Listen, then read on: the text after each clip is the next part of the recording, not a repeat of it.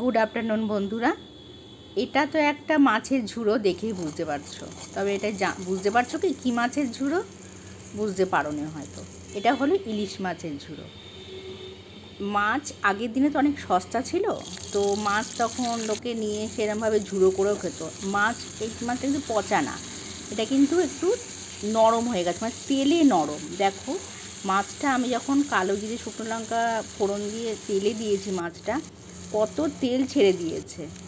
তো আমি তারপরে এটাকে নেড়ে নেড়ে নিচ্ছি, আর এর মধ্যে দিলাম হলুদ, লঙ্কার গুঁড়ো, লবণ সামান্য দিয়েছি, কারণ এটা শুকিয়ে যাবে, তো বেশি নুন হয়ে গেলে খেতে ভালো লাগবে না।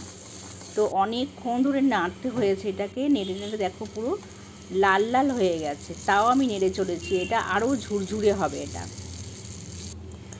তো এরপরে আমি কি করছি, এর ভিতরে যে ছোটো ছোটো কাঁটাগুলো, সেগুলো আমি হাত দিয়ে দিয়ে তুলে নিচ্ছি।